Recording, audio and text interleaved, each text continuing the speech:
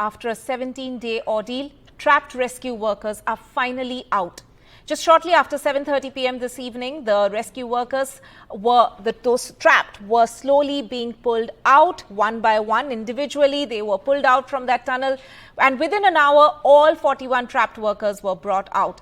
CM Dhami and Union Minister VK Singh were at the tunnel to welcome those who had been rescued. Remember, a portion of the tunnel, which is part of the Char Dham project, had collapsed, trapping 41 labourers inside. This took place on 12th of November.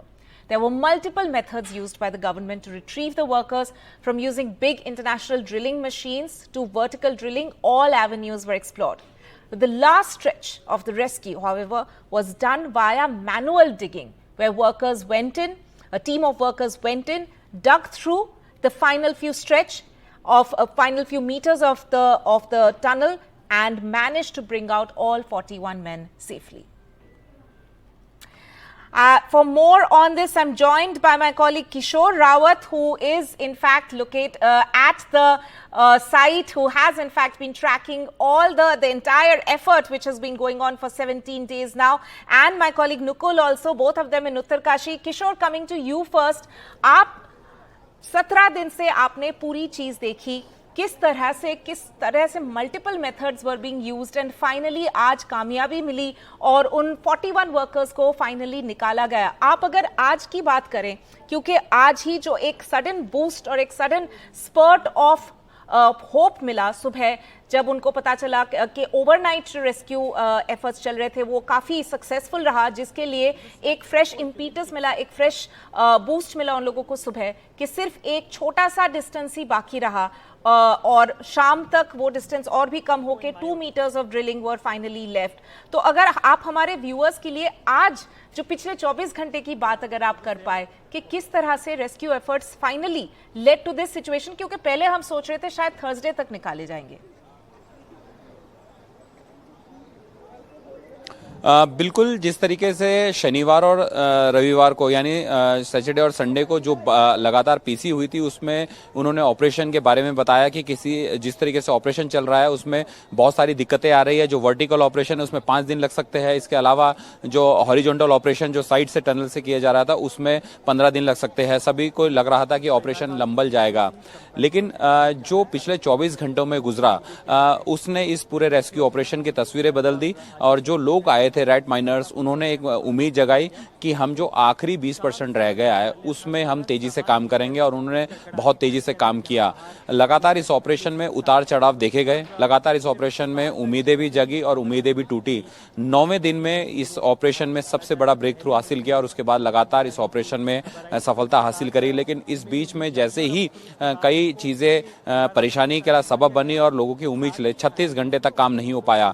ऐसे में जो परिजन है और rescue operation वाला, उनकी हिम्मत जरूर जवाब दे रही थी, लेकिन उम्मीद उन्होंने नहीं छोड़ी थी. उम्मीद इस बात की थी कि इनको हम जल्द बाहर निकाल देंगे. 24 घंटे की पिछले 24 घंटे और अभी का समय की बात करें, सब कुछ बदल चुका है. जो लोग 41 अंदर फंसे थे वो बाहर सुरक्षित निकलकर हॉस्पिटल पहुंच चुके हैं. उनके परिवार वालों से उनकी मुलाकात हो गई, उनके साथ गए हैं. इस पूरे ऑपरेशन में लगातार जो सिरकारा टनल है, यहाँ पर अब उस तरीके की टेंशन, उस तरीके की उम्मीद नहीं दिख रही है. अब एक खुशी है, पटाखे फोड़े गए यहाँ पर लोगों ने खुशियां मनाई, मिठाइयाँ बांटी.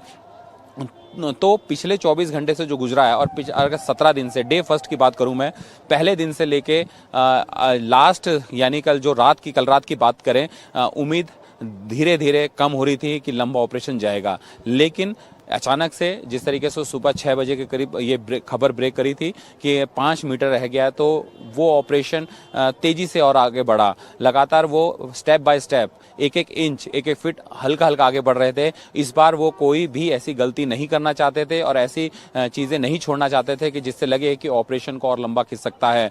जिस तरीके से उम्मीद की जा रही थी कि ऑपरेशन थोड़ा और लंबा खींचेगा, लेकिन मंगलवार के दिन ये पूरा ऑपरेशन कंप्लीट हुआ. और अब जो तस्वीरें हैं, अब सबके चेहरे पे खुशी है, जो ऑपरेशन में शामिल थे, अधिकारी शामिल थे, वर्कर शामिल थे, यहाँ पर तो टीमें शामिल थी, उन सबके चेहरे पे खुशी है। खास उनकी खुशी है जो अंदर फंसे थे, उनके चेहरे पे खुशी है, और उससे बड़ी खुशी उनके परिजनों पर है जो इस बात का इंतजार कर रहे थे और अभी तक मौजूद थे।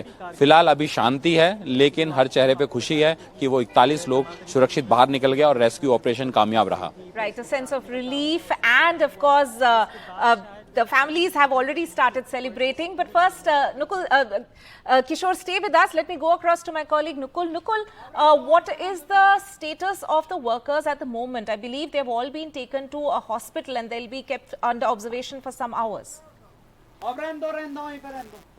Well, Tanima, absolutely. After this massive rescue, all the workers who were trapped inside the tunnels, they have been shifted to the hospital.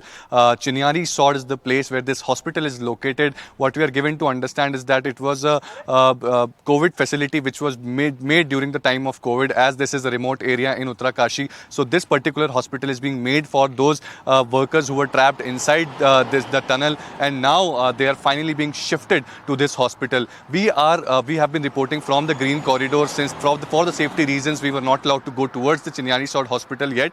But what we saw is that in batches these ambulances were being sent from the tunnel site, and they have finally managed to reach to the Chinyari Sod hospital. And it was a heave of sigh, to be honest, when Uttarakhand Chief Minister Pushkar Dhami, he spoke in the press conference stating that the condition of these workers who are being rescued are fine and they are in healthy conditions. So it was indeed the rescue operation which was carried out, but at the same time what ensued in these 24 hours is the fact that this rat hole mining workers, they have continuously made efforts and with grit and determination and reached to the end of the tunnel, and they dig roughly about 15 meters to reach to the workers to rescue them. And it was indeed an effort which was not just by the rat hole mining workers, but a multi-pronged effort by the army